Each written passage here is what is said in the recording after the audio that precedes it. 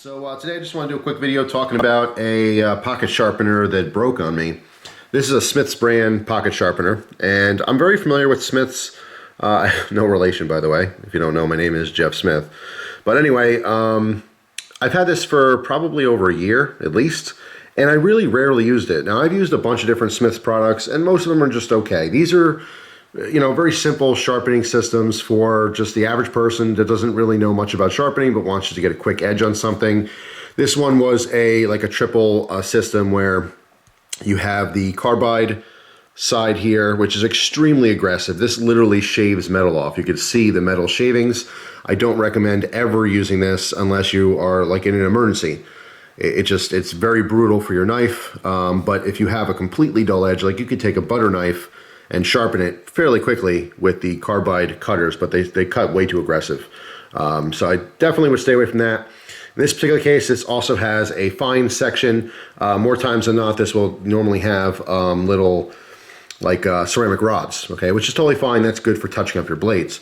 Now this one also had a tapered rod, which I really liked. Now I never use these because I just do a lot of hand sharpening. I use other systems as well. But this had a little pivoting rod, which sat inside the frame, just like so. All right, so you pinch here, you pull out, and it pivots. And the benefit for having a rod, which I'm actually going to show you in a future video on how to sharpen circular blades, like literally circles, I use this for serrations, okay? Because it's tapered, it's nice to get in and out of different serration patterns. But the problem is that this one, the design, it's just plastic. And I'm not sure what happened. I really, like I said, I rarely ever use this. And I took it out to sharpen the serrations on this old Gerber Easy Out. This is the one I had when I was a teenager, and I flipped over with my friend in the Jeep, literally cut my seatbelt out. I was hanging upside down, totally locked in the seatbelt, couldn't use the mechanism, couldn't push the button or anything. And we would have been hanging there for hours had I not had a knife on me. This is the knife that I had at the time, and I've had it ever since.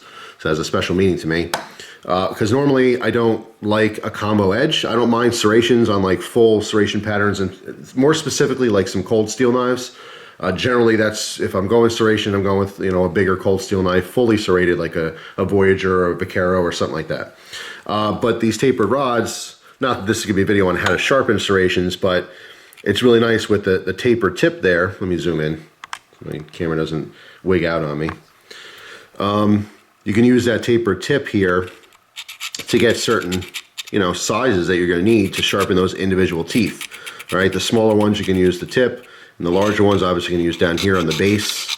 Okay, and you're kind of spinning it as you're going forward. But anyway, long story short, that's what I normally use a taper rod for, is serrations. But it's pretty rare that I am actually sharpening serrations. Okay, once in a blue moon I'll have a knife that has a combo edge or a fully serrated blade or something, because I do definitely prefer plain edge. It's a lot easier to sharpen, but I'd like having that option. And then more specifically with the rounded blades and some of the curved blades, that's where I'll use these tapered rods. But anyway, that's the specific reason while I was using it, and it just happened to break. It's just a plastic base here. I kind of wish that this was just a little aluminum tube or something. There's actually threading in there. You can see the bottom is threaded, which is kind of nice because maybe I can use this. I can still use this in some other handle or something. Maybe just drill a hole and, you know, kind of JB weld it or something. But yeah, so this was basically a little plastic arm that swiveled and then this screwed in. I guess the idea is eventually, if this wore out, I don't know why, this is a very cheap little tool, but you could screw a new one in. Or maybe it was glued in there, I don't really know. Anyway, the reason I'm making this video is just to give you a heads up on this. If you are using this particular sharpening system, or pocket sharpener, just be very careful. This is a very fragile piece.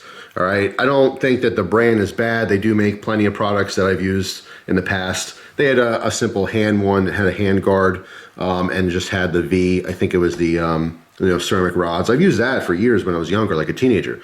The company Smith's has been around. Well, let's see. It's right on the front here. We'll let that focus a second. You can see 1886, right? Yeah. They've been around a while. So I'm not saying that they don't make good products or anything. This specific pocket sharpener, I don't recommend, okay? That's why I'm making this video, is just to say that this is a fragile design, okay? These, obviously, it doesn't affect these portions of it. I would never use a carbide sharpener anyway. This is a good thing to kind of have in a glove box or for total emergencies. If you really have a dull edge and you have a serious emergency, that will give you a usable edge fairly quickly. You'll never get a fine edge on that. You're not gonna do any, you know, paper shaving or anything like that, like newspaper print. So, I mean, obviously, if you don't like sharpening, you don't like the whole process of sharpening, because some people, you know, they take sharpening as a hobby within a hobby. You like knives, but they focus more specifically on sharpening to get, you know, the craziest edges. But some people just don't like the process. It's annoying. It's kind of like, I want to drive a car. I don't want to stop and fill it with gas, but it's a necessary evil. Same with knives. If you're going to use them, they're going to get dull. You need to sharpen them. That's why a lot of people buy stuff like this, because it's just a quick edge. But I don't think that you're getting the best out of your edge by using something like this. But if you happen to use these tools, just giving you a heads up, this particular part is fragile. I don't think that should be plastic. I think just a little aluminum tube or something would have been just fine. Anyway, there are a ton of different pocket sharpeners that happen to have, you know, pivoting rod systems from all different companies. If you happen to use this one, let me know down below if you've ever had this particular issue, or just in general with any sharpening system, whether it's a cheap pocket sharpener or a very expensive system. If you've had issues or problems with yours, let everyone know down in the comment section. You know, save some people some time and some hassle by letting them know what problems you have and maybe what the resolution to those problems were. Thanks for watching. Hope you guys have a wonderful day, and I'll see you tomorrow with another video. Take care.